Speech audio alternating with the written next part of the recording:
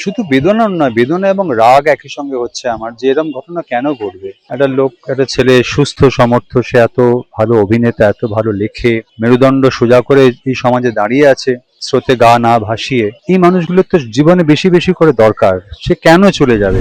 সত্যটা প্রকাশিত হোক।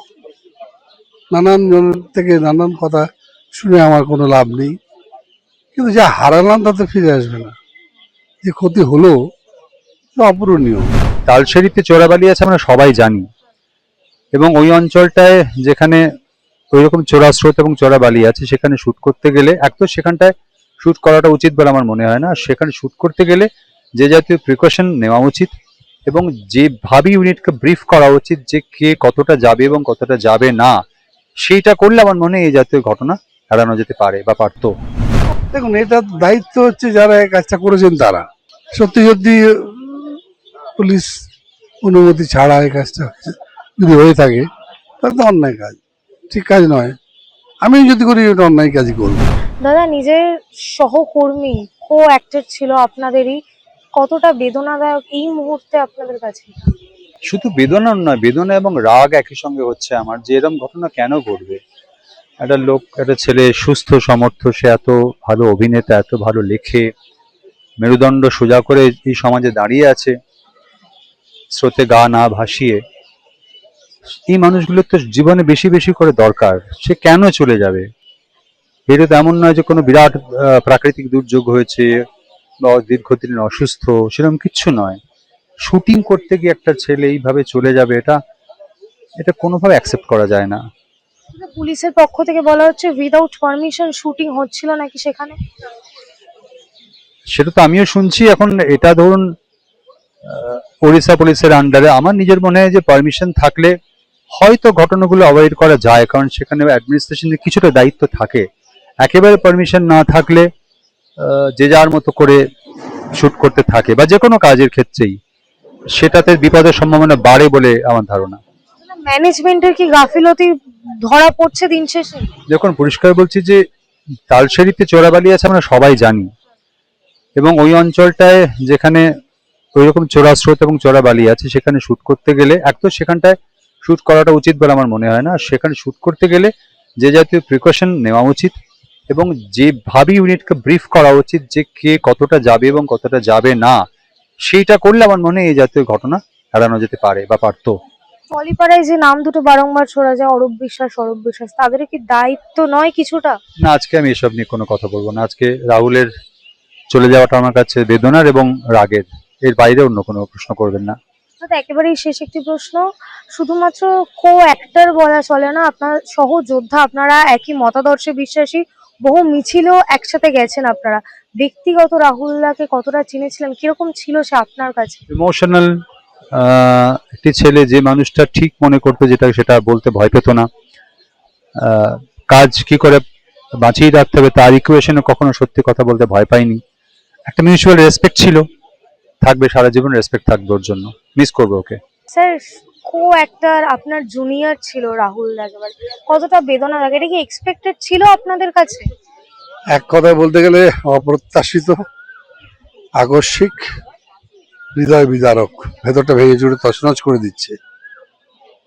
কেন এমন হয়, কেন এমন হলো জানি না, আর আমি তো ওখানে ছিলাম না।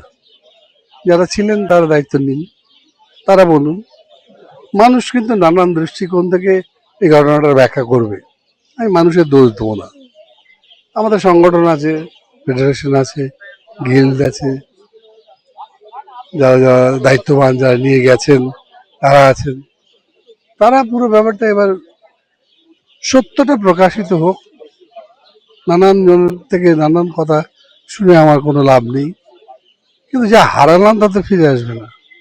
যে ক্ষতি হলো তা অপূরণীয়। একটা ঝকঝকে, যে অভিনয় করতে পারে, লিখতে পারে, কবিতা লিখতে পারে, পডকাস্ট শুরু করেছিল, অসম্ভব ভালো, কত ভালো ভালো কাজ করেছে এই পডকাস্টে। সেই ছেলেটা অকালে চলে গেল, এবং এমন নির্মম ভাবে চলে গেল, সেটা আমাদের পক্ষে এই বয়সে মেনে নেওয়া খুব কঠিন। মানে এই বেদনার ভার কতদিন বয়ে নিয়ে বেড়াবো জানি না। আমাদেরও তো খানিকটা বয়স হচ্ছে, আর একসঙ্গে অভিনয় করেছি বলে আরো বেশি।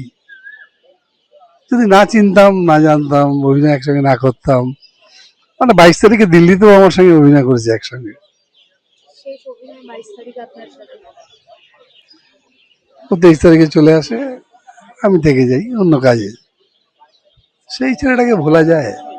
এত প্রিয়, একটা যাকে আদর করতে ইচ্ছে করে না, এরকম একটা ছেলে। এর থেকে আর বেশি কিছু বলার নেই। এই মর্মান্তিক এই বিয়োগ, এটুকু বলতে পারি। স্যার ম্যানেজমেন্টের কি কিছুটা দায়িত্ব থাকে না? অন্যদিকে পুলিশ তো বলছেন যে বিনা অনুমতিতে নাকি শুটিং হচ্ছিল। দেখুন, এটার দায়িত্ব হচ্ছে যারা এই কাজটা করেছেন তারা।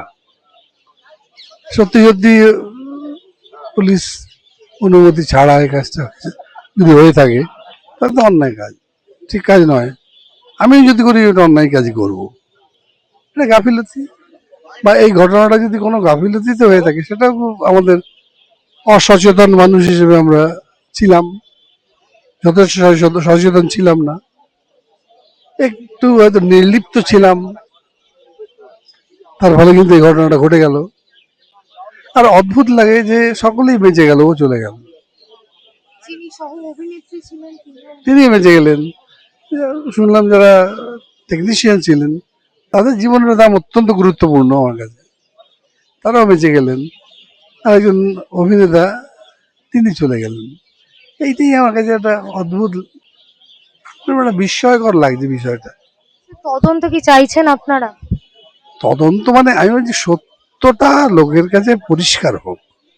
তদন্ত আর কার কাছে চাইবো? সত্যটা পরিষ্কার হতে গেলে যা যা করা দরকার সেগুলো করলেই হবে।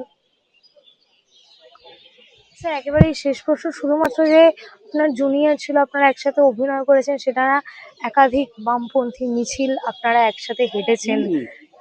কি বলবেন, মানে ব্যক্তিগত একেবারে রাহুলদাকে কতটা চিনেছিলেন, কিরকম ছিল? বামপন্থী মিছিলে রাহুল, ওই বললাম ওই ছবিগুলো আর সরানো যাবে না, পাশাপাশি থেকে যাবে। বহু মিটিং, বহু মিছিল, শেষ করা যাবে না বলে একসাথে হেঁটেছি। শক্তি একসঙ্গে হাঁটার, বামপন্থার চর্চা, বামপন্থায় যাপন, এটাও রাহুলের থেকে শেখার আছে।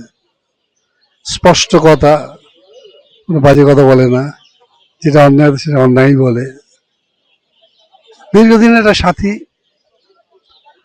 অনুজ সাথী, কিন্তু সাথী তো বটেই, যাদের একটা শক্তিশালী মেরুদণ্ড ছিল। তাকে হারিয়ে আমাদের তো একটু কষ্ট হবেই, খানিকটা দুর্বলও লাগবে মানসিক দিক থেকে। তবে আমরা যেহেতু বামপন্থার চর্চা করি, সব বিয়োগ আমার কাছে ব্যথার, কিন্তু আমাকে আবার দাঁড়িয়ে কাজও করতে হবে। রাহুলকে স্মরণে রেখেই কাজ করতে হবে। রাহুল যা যা চাইতো, ভালোবাসতো এই সমাজের জন্য, সেগুলোকে মাথায় রেখেই কাজ করতে হবে। এইটুকুই আমার প্রত্যয় আছে যে ও যা যা ভালোবাসতো, সেই ধারায় কাজগুলো আমি করতে পারবো আগামী দিনে। ওকে ভালোবাসতে গেলে তাই করতে হবে।